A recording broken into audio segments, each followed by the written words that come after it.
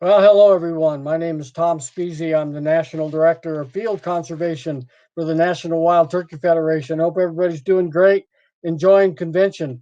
We're going to talk today about a very innovative shared stewardship example of conservation called the Rocky Mountain Restoration Initiative. And joining me today, we're privileged to have Jackie Buchanan. She's the Deputy Regional Forester for the Rocky Mountain region in Region 2 in Colorado.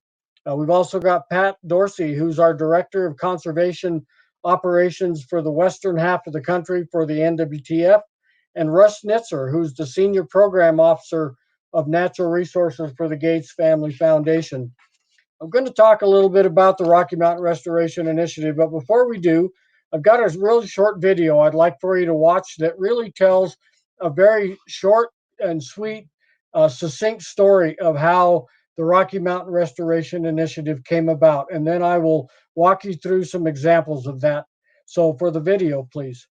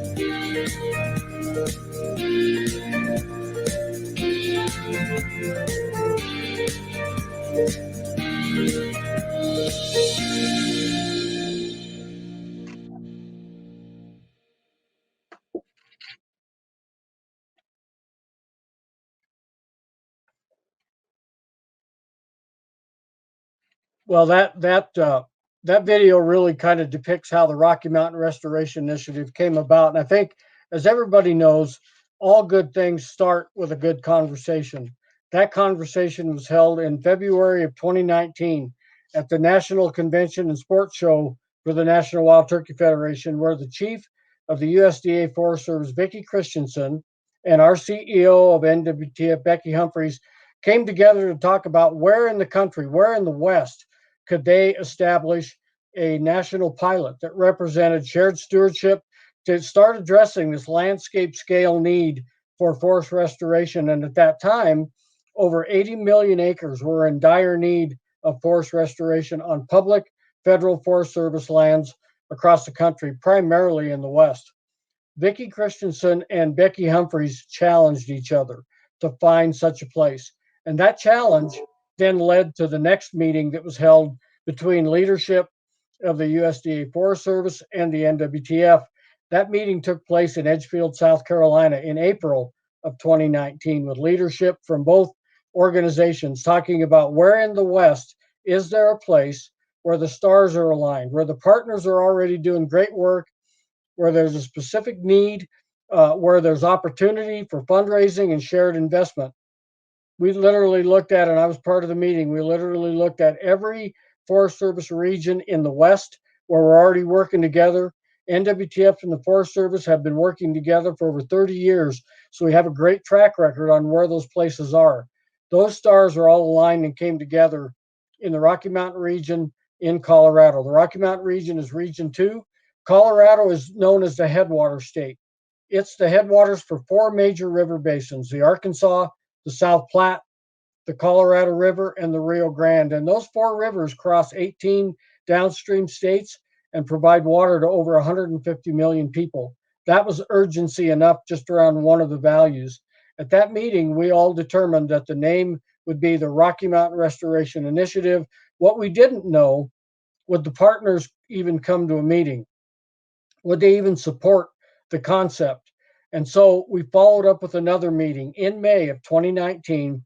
Again, Chief Vicki Christensen of the Forest Service and CEO Becky Humphrey from NWTF came together and pulled together a small group, 12 high-level CEO partner uh, individuals that came as influencers. And we asked them the question, does this concept make sense?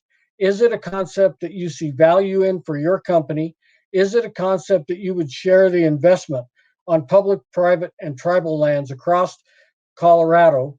And where all could this take place that makes sense to you? What are the main values around all of this? And so for that next visual, please, I'd like to show what those values were. The shared values that our partners agreed were the most important, and these are universally supported across the country in all venues, in all ecosystem types. But this 12 partner group agreed that healthy wildlife habitats were incredibly important, as well as healthy forests and watersheds. They also agreed that robust recreational opportunities were an absolute must, that water resources, and we all know water is the lifeblood to all living things on this planet. Everything else is really a drop down to water. It gave way to a lot of support. And then fire resilient communities. We all know that people come to places like Colorado in the West, not to live in cities, but to live in what's called the wildland urban interfaces, those places outside of cities, so they can enjoy these values of healthy wildlife and forests. They can recreate out their back door, drink clean, clear water, and just enjoy a secure lifestyle. So the next visual that you'll see talks about what the keys to success are. And within the Rocky Mountain Restoration Initiative, there are shared values that I mentioned just now, but this suite of partners that came together that started with 12 influencers quickly grew a month later to over 40 partner groups. And today, that we have over 170 unique partners that are a part of the Rocky Mountain Restoration Initiative that give alignment across great landscapes to bring their resources, their values, and set their priorities around what we call the RMRI effect. It's a tailwind of interest, energy, and power that has come together across the Colorado landscapes. And so I'd like to bring in now Jackie Buchanan. She again is our Deputy Regional Forester for Region 2. And Jackie will be joining us here shortly. Jackie, as we've been talking about the Rocky Mountain Restoration Initiative, and you've been a part of it from day one, from the first conversation. Hey, Tom, thanks. So I want to give the mic over to you, and if you wouldn't mind, just talk a little bit about what this partnership has meant to the U.S. Forest Service to help you accomplish the great work that you all do on the ground.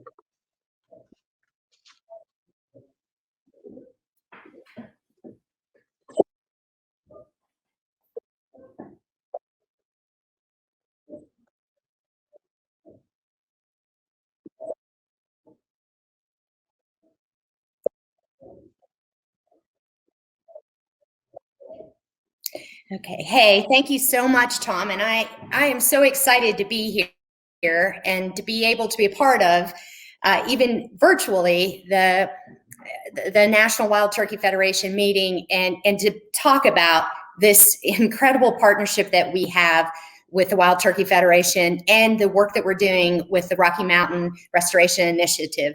This started with that conversation that Tom laid out a couple of years ago, but the reason and the drive behind it, of course, started multiple years before that. I mean, in the early 2000s, Colorado was impacted greatly by some really large fires, the Hayman, Waldo Canyon, High Park. Those were all fires that had happened in the history. We had a major bark beetle outbreak that flew across this region, but really impacted Colorado heavily. And then we have the population that Tom spoke to. Colorado is just about loved to death. And, that's a great thing because it really shows how the American population and actually folks from around the world recognize the value of these resources that we have in this state and within our Rocky Mountain region. But it creates some challenges, right, in trying to manage and conserve for the future, those assets, such as the landscape that's out there, the air quality, the water quality, those headwaters that Tom spoke to. So we were almost at the point of this perfect storm of where all these impacts were happening. We were losing ground, and so we recognized that it was and we had been recognizing it would take more than our individual effort and our ability just at the Forest Service level to be able to get in front of this. And so this partnership was formed. And how fortunate were we to have a great partner like the National Wild Turkey Federation to help us bring this huge collaborative of folks with real centered intent around trying to do what we could to protect those resources across the state of Colorado, and create something that could be replicated. That was a really critical part of the intent when we talked about what would we want to get out of here, out of this work, and it would be being able to take what we created here, the way that we were able to do some of the work that we now have are starting to implement in our second year, and take that and replicate it in other places where the same situation or similar situations exist across the West. So that is happening, and we're so very excited about it. When we think about, I talked about those previous fire seasons and impacts that have happened here in Colorado. Wow, 2020. We had we broke the record for largest fire in Colorado history 3 times in 2020. And that's just hard to imagine, but yet it happened. And we burned close to, over 650,000 Forest Service acres here in the state of Colorado. And I think we have somewhere around a little over 11 million acres of forested lands, U.S. Forest Service lands in the state. So that, that was almost, 6-7% of our acreage burned in Colorado. And that is significant. And it burned in an area that really could cause some impacts to those watersheds that we spoke to, that both Tom and I spoke to that landscape that is so treasured and valued, from Estes Park across that the whole northern part of Colorado really was impacted. Steamboat, the Route National Forest, the Arapahoe Roosevelt National Forest. And so, here we are with this partnership, and we're doing wonderful, incredible work down in the Southwest and coming up this I-25 corridor. And as we look to the future, that we look to, finishing off this identified high priority work in these high priority areas that we started in, and then how do we move that into those next areas that we identify collectively, as a partnership and as a group, as a collaborative, to where we all think, the highest need is, the highest importance is, the critical, the potential for the greatest impacts are. And so here we are, and so thankful and so grateful to have a partner like the National Wild Turkey Federation to be sitting at the table with us, being out on the ground with us, and to look into the future as we plan forward. So I would like to introduce and bring forward Pat Dorsey, who is someone who's been side by side with me since we started talking about implementation and working through this partnership. And it's just wonderful to have someone with Pat's background and experience and knowledge in Colorado on the natural resource side to work with, that understands the partnerships and understands the collective need that we have here. So, Pat Dorsey, I would hand this off to you and see what you have to say. Well, I appreciate that introduction, Jackie. I hope I can live up to it. Thank you. I want to take you to Colorado for a moment, to this cute little cabin. I want to invite you to sit on that bench and take a breath. Can you smell the pine trees as you take in that cool mountain air into your lungs? On September 8th, the Cameron Peak Fire jumped the Pingree Park Road.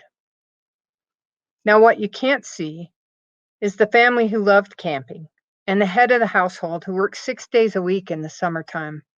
When he got off work on Saturday, most of the camping spots were gone and all of the good ones are gone. So my dad bought this piece of mountain property so we'd always have a place to go camping. So you see, this cute little cabin isn't just a cabin, it was a dream come true.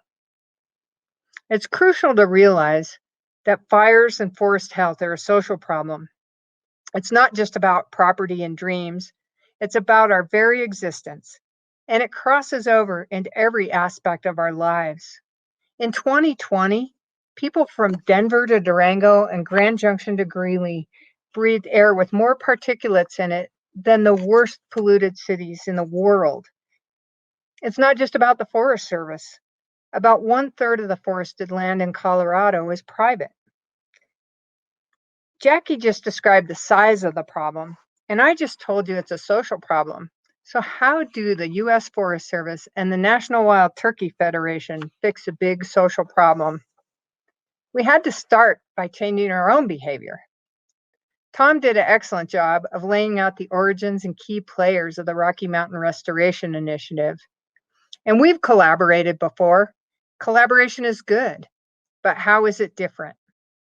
The Rocky Mountain Restoration Initiative, or RMRI, as I'm going to call it for the rest of the program, and shared stewardship are not collaboration. They are much more than that. We collaborate to finish a shared task. If the task is to increase the pace and scale of forest restoration, and we put in for a grant to thin X number of acres of forest, and we don't get it, we try again next year. With RMRI, we share a vision and we work towards shared outcomes. The U.S. Forest Service and the NWTF, as co-conveners, are the backbone of RMRI. Now, the backbone doesn't tell the heart and lungs what to do. It simply provides a framework and helps stand up the organization. So RMRI is not about acres. It's about protecting our community and the shared values at risk. If we fail, we share the responsibility and we share the loss. Now, you might be thinking, that sounds good, but what outcomes have you really accomplished? So I want to start by talking about those shared values again. It's easy to overlook them, but aligning our values with other organizations is a major accomplishment. For example, it resulted in an extra $500,000 of funding for RMRI projects through a Restore. Now, Restore is a grant program of the National Fish and Wildlife Foundation and Great Outdoors Colorado. The Colorado State Forest Service, the National Resources Conservation Service, and our Department of Natural Resources also added operational dollars and capacity.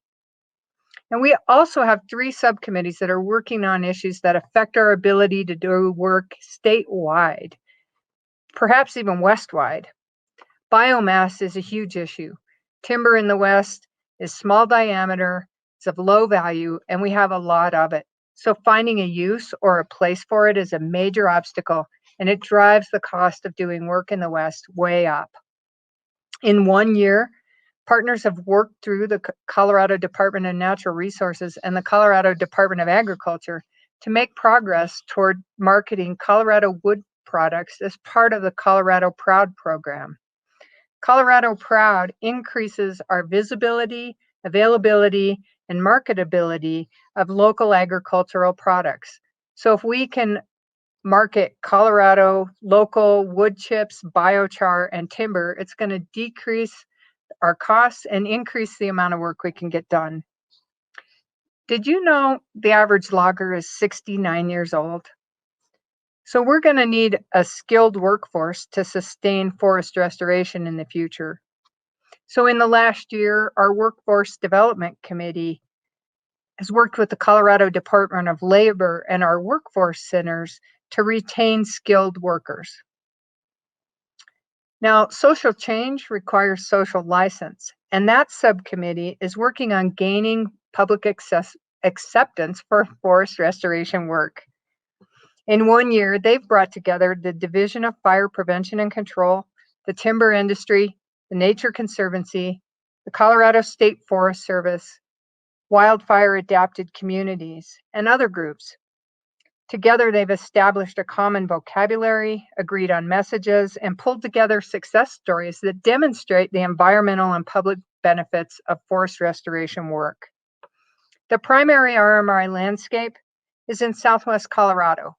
It has 2 major transportation corridors, many small communities, and it supplies water not only to those communities, but to 2 Ute Indian tribes and 4 downstream states. So now I'd like to close with a few slides about that landscape. We know that the secret to doing forest restoration work is to do the right work in the right place at the right time. Pete, can I have the next slide? In the Southwest, in 1 year, 7 partners with a shared vision completed about 50 projects across the landscape, achieving shared outcomes. That means that overall, we did 27,000 acres of treatments. But those are just acres. The real outcomes, we're having more fire resilient communities, clean drinking water, better wildlife habitat, an accessible outdoor lifestyle, and a sustained tourism economy. So you see, our trajectory is good. We're learning to operate differently. And we have more people wanting to be on our subcommittees, more partners wanting to help us with the work, and we're achieving even greater outcomes in the next year. So with that, it's always a pleasure to hear from Russ Schnitzer. And Russ, I'd like to know, what does this look like from the perspective of our private partner? As always, it's great to be here. I'm really sorry that we can't all be together this year. Hearing stories about the last year's adventures, the hunts that we all went on, I'm sure looking forward to getting back to that next year. But meanwhile, I am thrilled to be able to talk a little bit about what role private philanthropy can play when we're talking about something as big and pervasive as forest health issues. The Gates Family Foundation is a Colorado-based entity that has long been involved in natural resource issues, but split up across a variety of different priority areas. Water, the Colorado's Land Trust community, stewardship, a bunch of different things. And it hasn't really been spelled out in our strategic plan what role we might play in the context of forest health.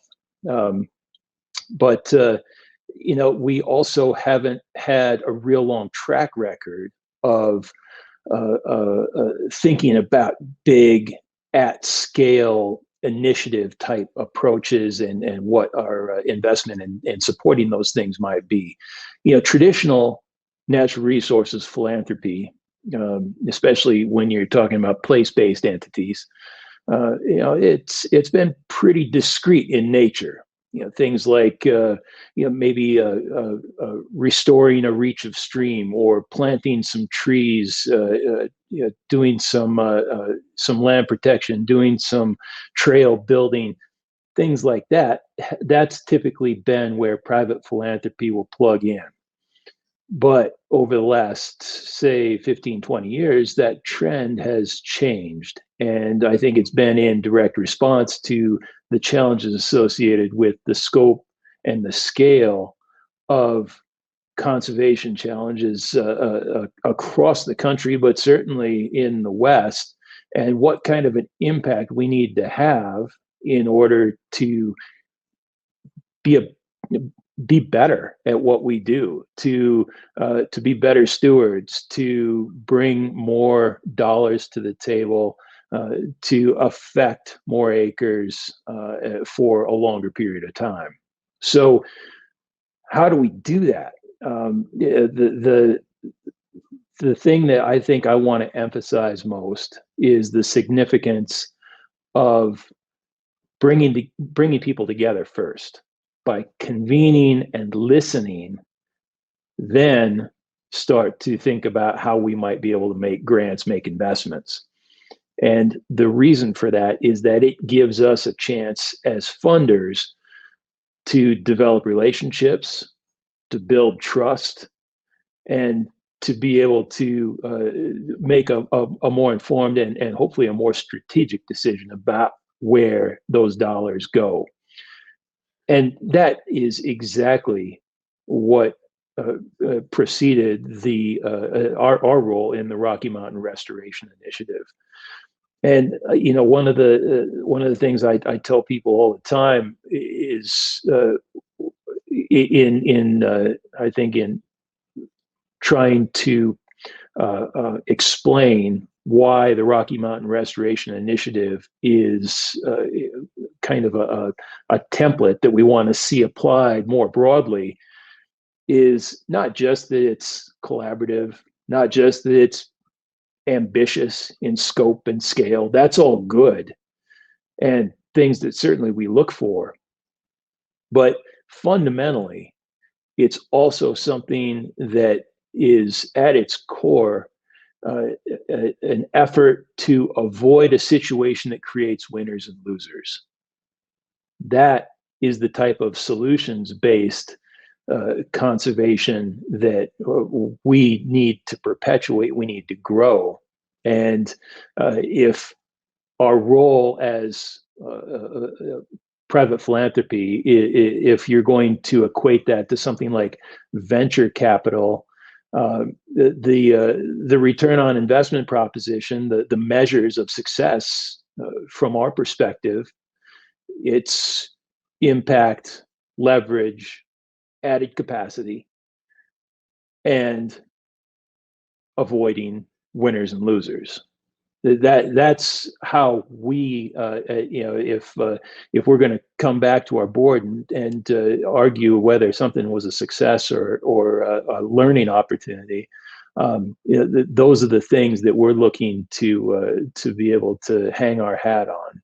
So again, the Rocky Mountain Restoration Initiative is just a tremendous example of I think not just a success here in Colorado, but a success that we might be able to grow and expand to a much broader geography throughout the Western United States. How it works, how it has worked. Gates Family Foundation, we're relatively small. We came in with seed funding. I'll call that our entry point. Again, venture capital, right? We came in with a relatively small amount in partnership with the National Wild Turkey Federation, with whom we had sat around a table. We'd heard about the challenge. We heard about different ideas that folks had to deal with it.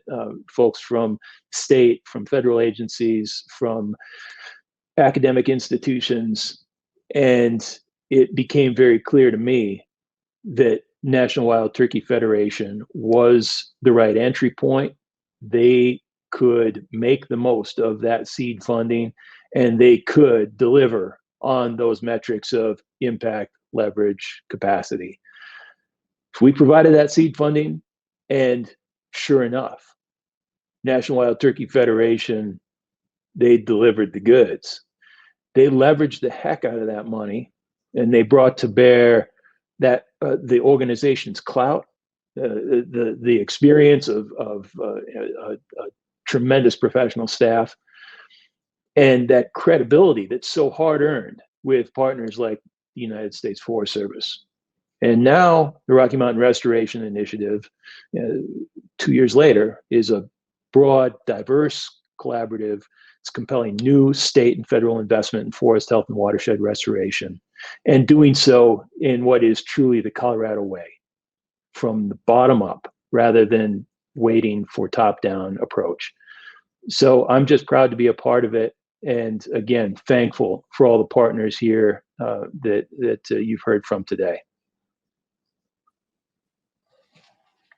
Very good, Russ. Thank you very much for all of your insight, for all of your support, for the partnership we have. Jackie, thank you as well to the U.S. Forest Service. We've had a tremendous partnership and really appreciate your leadership in the Rocky Mountain region. And Pat, thank you very much for your insights and leadership for the NWTF with the RMRI. And I think for everybody listening, the story of RMRI is deeper than the four of us. It's deeper than the 170 partners. It's about moving forward with our natural resource values that we talked about for generations to come. It's about an investment in that future, whether it's private into public or public into private. We all own a piece of it. I think that it's really important to point out that what's happening with RMRI directly impacts NWTF's mission to conserve the wild turkey and preserve our hunting heritage. That's what we're central to more than anything else, but we're not just here for the wild turkey. We're here for all wildlife, all natural resource values. Turkeys will be beneficially impacted through the RMRI, but it takes all of us to make that happen. So I want to also thank all of our listeners for being a part of NWTF's first ever virtual convention. It's certainly been a challenge to figure out how to do this, and certainly an opportunity. And like we say about RMRI, sometimes you got to ride the bicycle while you're building it. Well, we're doing that here, and with RMRI and this virtual convention. So with that, thank you all very much. Have a great rest of your convention.